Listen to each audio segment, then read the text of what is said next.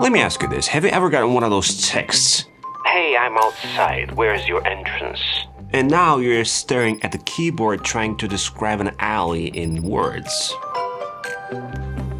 Well, in iPadOS 27, you can skip all of that and just sketch the answer right inside Messages by simply tapping the plus icon and choosing Drawing. And before anyone brings up the finger doodly thing Messages had way back, this is different. Actual markup tools, the full set. It's in fact the kind of feature that will save you real time, especially if you are in the family tech support like I am. This is one of the new additions in iPadOS 27 I personally find super useful, and the rest I've categorized as quality of life, new tools, and desk setup bonuses. While on the topic of family tech support, in Messages now, we have the simplest way to share your screen with somebody by going to the FaceTime icon on the top right and simply selecting Share My Screen, which immediately triggers a call, and on the other side, you'll be able to assist right away.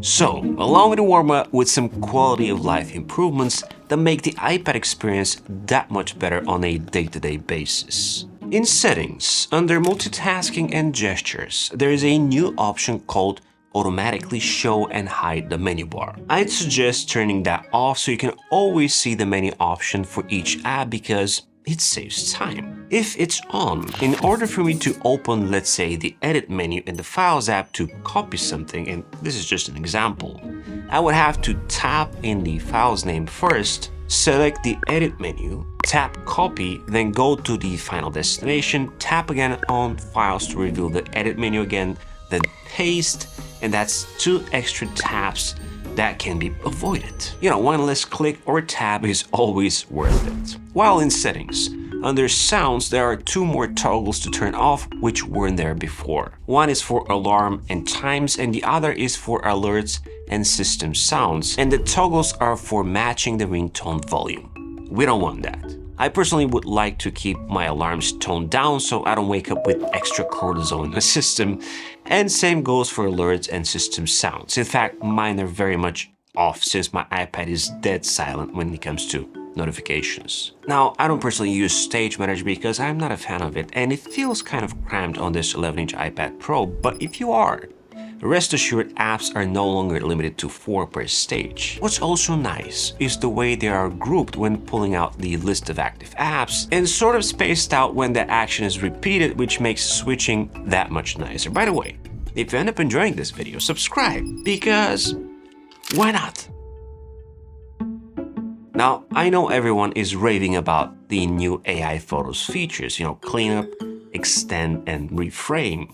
But I want to shed some light on how they actually perform and give each one, a little rating. The iPad inherits these options from the iPhone, which is clearly the better tool when it comes to taking photos, but editing on this big display is where the iPad earns its place. And Extend is one of those shines. As long as there's no complex subjects to cut around like people, extending an image is fantastic. A landscape photo can easily turn into a mesmerizing wallpaper or a fixed-up memory. Cleanup is a different story though. Despite having the Apple Pencil at my disposal, on paper, the perfect tool for the job, it's cumbersome, slow, and difficult to operate sometimes. And I'm saying all this because I was able to do that exact same edit on my Oppo Find N6 with just a finger, while on the iPad it was a battle with mediocre results, but you can be the judge.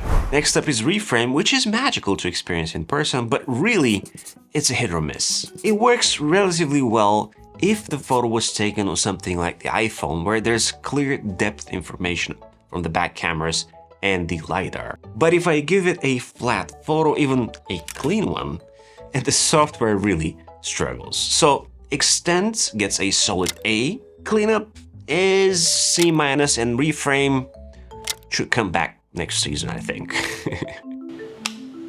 Something that is not exclusive to the iPad in version 27, but is very useful on the iPad specifically, is the ability to add keywords to your photo. The iPad, if I scroll up to see the details about the photo, on the bottom there's a new section called Add Keywords, which makes organizing your photos on the iPad that much better, simpler, and of course quicker with the larger canvas.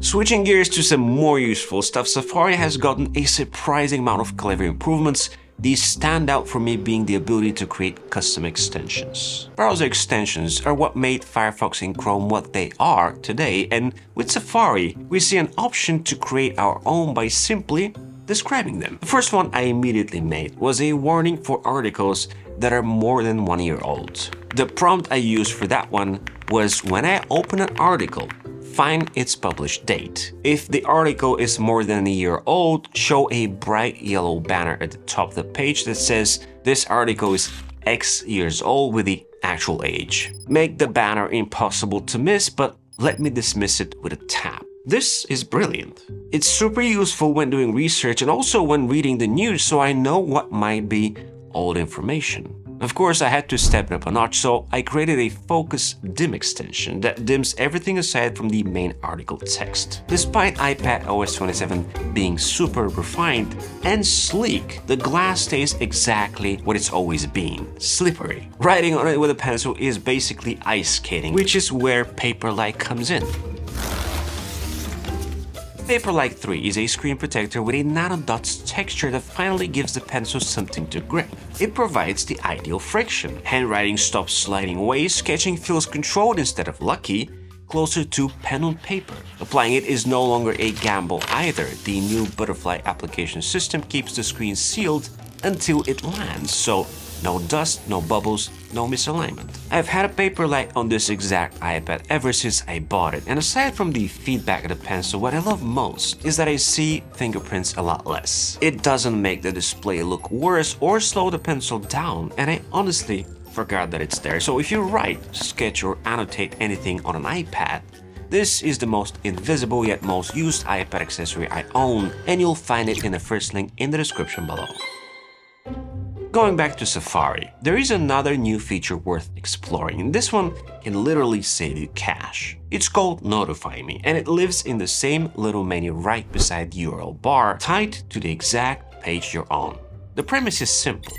You describe a change that might happen on this page, and Safari watches it for you and sends a notification when it actually happens. Of course, the obvious use is shopping. Price drops are my biggest online shopping regret, as I shortlist something, tell myself I'll check back next week, for example, and then remember it 3 months later when the deal is long gone. Now I just type, notify me when the price is reduced or there's a discount or something similar, pick how often Safari should check and at what time, and that's it. Once it's set, when I return to the page, a bar at the very top reminds me that the automatic check is running. Technically, it should go way beyond prices. A sold-out item coming back in stock, pre-orders going live, concert tickets releasing, a sneaker drop, or watching Apple's refurb store until the exact iPad config drops. Basically, anything you'd normally babysit with a bookmark or pure hope. Now, you can create and stack multiple Notify Me actions, but as of now,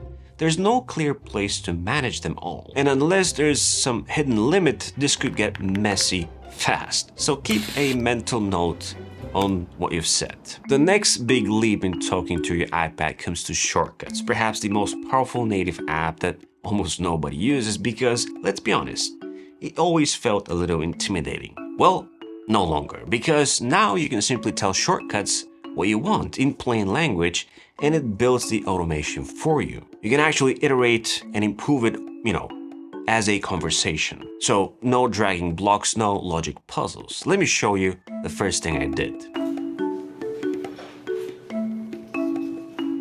When my iPad connects to an external power, which for me is 99% of the time docked to my setup, brightness goes to 100%, it jumps to the home screen, and Do Not Disturb turns on. Now, why DND? Because Do Not Disturb is a focus mode, and focus modes can trigger a second hidden home screen, a trick I showcased in my previous iPad episode, which I'll link at the end and below. So the moment I connect the iPad to my setup, whether that's with Sidecar or an extended display, it transforms into a dedicated desktop layout. A clean canvas with a few large widgets ready to go, like one tap to get music running. The second one I built is even more practical. I say the word meeting to Cyrus and the iPad creates a new note, starts an audio recording and drops that recording straight into the note. One word and the meeting is documenting itself while I focus on the actual conversation, which is ideal when in a pinch. With iPadOS 27, the Magic Keyboard now becomes a trigger, and you can tie it with various shortcuts, which means I can do something like this. I attach the iPad to the Magic Keyboard and suddenly, boom, I have a dedicated home screen, which again is tied to the focus mode. But the choices here are vast. You can open apps, or you can open split screen situations. It's fantastic. When it comes to using the iPad in a desk setup, things have thankfully improved with iPadOS 27, but the initial mechanics remain the same. What I mean by that is that the iPad remains the Stardust setup as always, which translates to keeping it front and center opened, no clamshell mode again. The monitor placement relative to the iPad remains the same as before, but what changes here is the overall speed and snappiness of the system when hooked up. It is noticeable, and with the ability to easily manage multiple windows and a much more responsive mouse and keyboard, things feel a lot more like macOS than before, which is fantastic. There are even little things that I nagged about last time I did an iPad in a desk setup episode, like tapping on the battery up top to reveal the control center in the iPad below. But this time, in this real estate of the external monitor, well, it works. No matter the external monitor of choice though, things like the brightness level will only take place on the iPad and not the monitor that you pull the control center on.